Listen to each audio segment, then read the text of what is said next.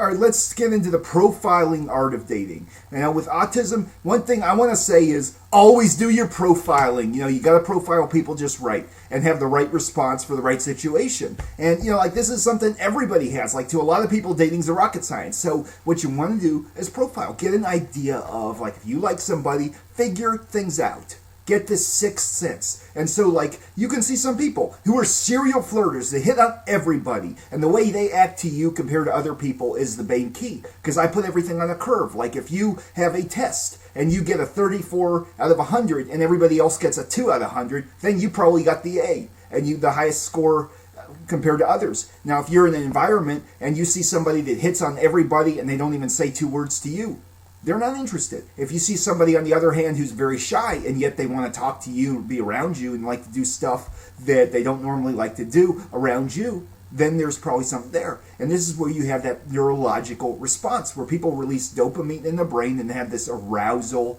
complex when they are around people that they become infatuated with. And this will drive interest in people and bring people together. And they'll start to gravitate towards other people. But then this is where, in those situations, the oxytocin levels are important. And a lot of times serial flirters may have an infatuation with everybody. They may be, very flirtatious, and, this is where their tease is. And so what you got to look at is, how do they respond to you compared to others? What are they truly into? Who are the guys they've gone out with? Or girls they got out with, or, anybody. I mean, are we looking at somebody who is obviously, interested in everybody? Or is this somebody that's giving you some serious interest? It can go at all different levels. And this is where you will see exceptions to everything. And you'll have sometimes when one person hits on everybody, or they're very fickle and they start going through one person after another very quickly. And so what you got to do is, see if someone wants to chill and just hang out, and, just the interaction part's the big thing. And see, this is where you want them to flirt with you more than you flirt with them. If you start pushing stuff too aggressively, people can back off. And there's plenty of times with autism, some people can get this tendency. If somebody flirts with them, they may get carried away.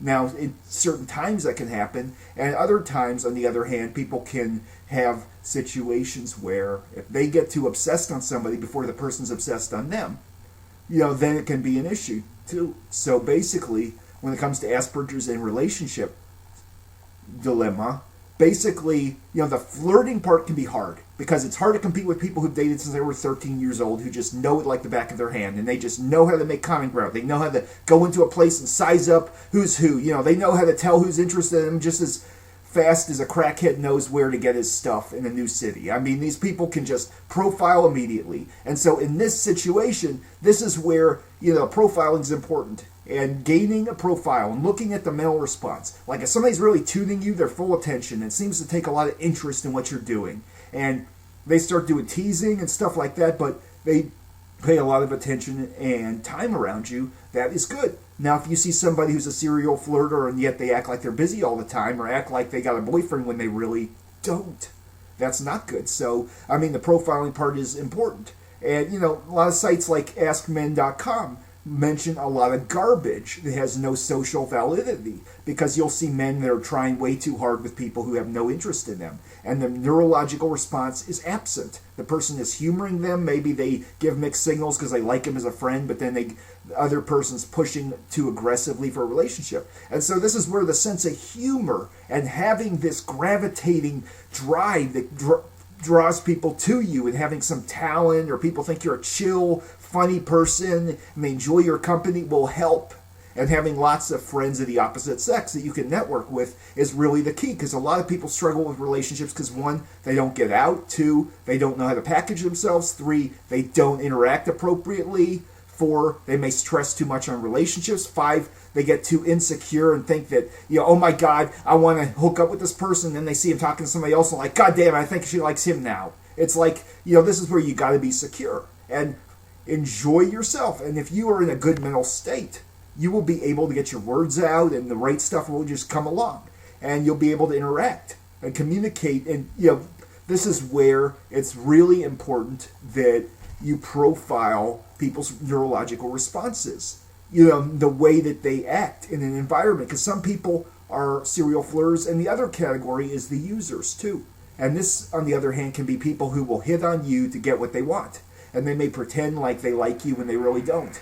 And on the other hand, you can have people that come along and, you know, not really thinking about much, and then they, you know, it's a great experience and they change your life. So what you want to do is get out and have lots of friends and everything, and it just opens up. Because everybody, as badly as you get rejected by one person, they're not meant for you. That's the thing about it. That's the beauty about it. If you try, oh well. You know, there may be somebody coming along, and a lot of times guys make a bigger mistake.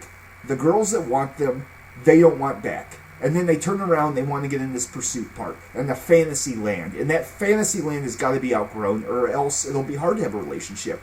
And even worse, you could end up with somebody who uses you, manipulates you, and takes advantage, and knows that you like them, and then they know you will do anything for them. So they become much more like exploitative. So this is another example here as well. And so when it comes to the situation, you know, the serial flirters here will oftentimes have this strong need for approval and attention.